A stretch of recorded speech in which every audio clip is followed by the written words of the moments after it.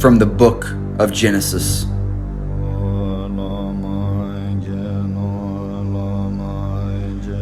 In the beginning, God created the heavens, and he created the earth, which was formless and empty.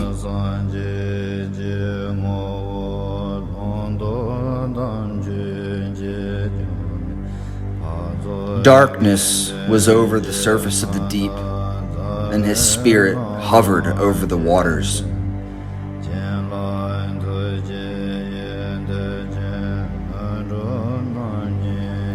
God said, "Let there be light," and it was so. He saw that the light was good and separated it from the darkness. The light he called day, and the darkness he called night. The first day.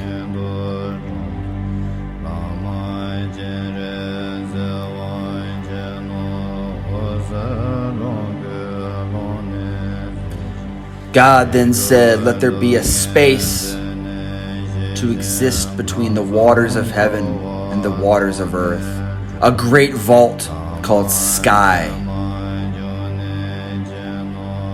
And it was so. The second day.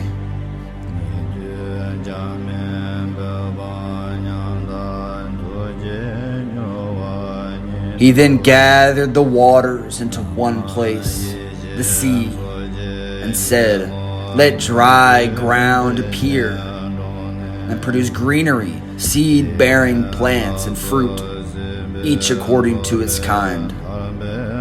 The third day.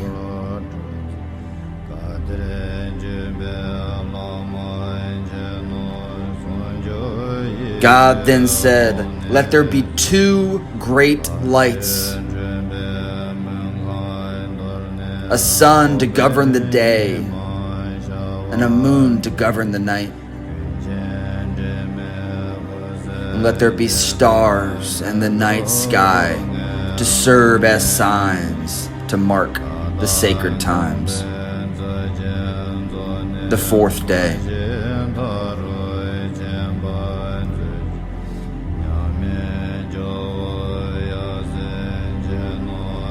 Then God said, "Let the water teem with living creatures, and let birds fly above the earth across the vault of the sky."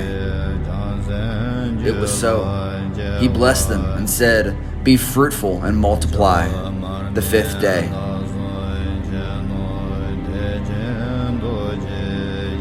Then God said, "Let the land produce wild animals, and let us make mankind in our image, in our likeness, so that they may rule over the fish in the sea and the birds in the sky and the animals that walk the earth."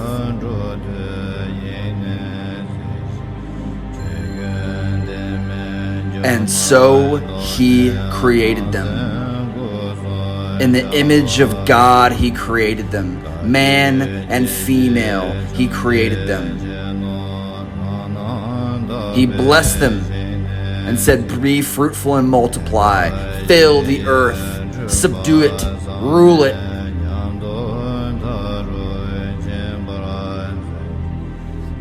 And to the birds, fish, and land animals, to everything with the breath of life in it, he gave the greenery for sustenance.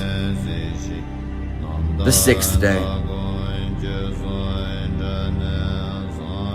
Being finished with his work, he consecrated the seventh day and rested.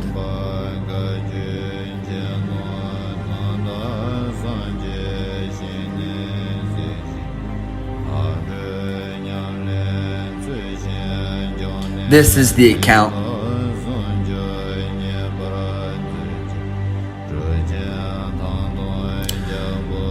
No fields or crops had yet appeared on the earth, for God had yet to send rain. Then God formed a man from the dust of the ground, then breathed into his nostrils the breath of life. He put this man to work to take care of a garden planted in the east in Eden.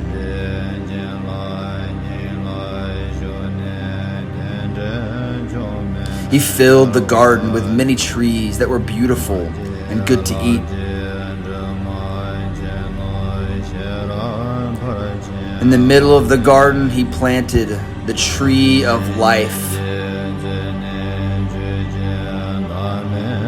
And he planted the tree of knowledge, knowledge of good and knowledge of evil. God said to man, "You are free to eat from any tree in the garden except the tree of knowledge.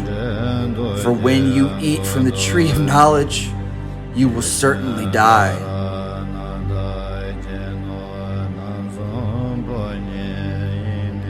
Then God said, "It is not good for man to be alone," and brought her forth. Man said, "This is now bone of my bones and flesh of my flesh." He and his wife were both naked, and they felt no shame.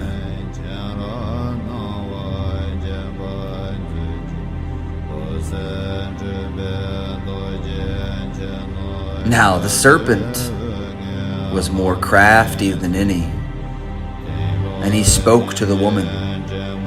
"You will not certainly die," the serpent said to the woman. "For God knows," said the serpent, "that when you eat from it, your eyes will be opened, and you will be like God, knowing good and knowing evil."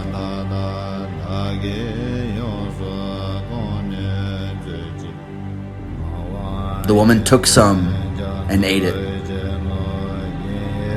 She also gave some to her husband, who ate.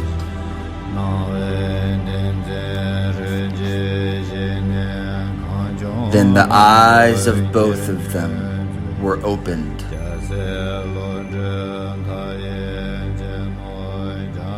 and they realized they were naked. And they sewed fig leaves together and made coverings for themselves. And when they heard the sound of the Lord God as he was walking in the garden in the cool of day, they hid. And the Lord God called to the man, "Where are you?" The man answered, "I heard you in the garden, and I was afraid because I was naked, so I hid." God said, "Who told you that you were naked? Have you eaten from the tree that I commanded you not?"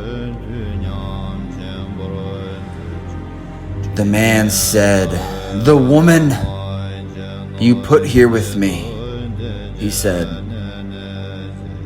"you listened to your wife and ate fruit from the forbidden tree. Cursed is the ground because of you. It will produce thorns and thistles, and you will eat the plants of the field through painful toil by the sweat of your brow until you return to the ground, since from it you were taken, for dust you are, and to dust you shall return." This man has now become like one of us, knowing both good and evil. He must not be allowed to take also from the tree of life.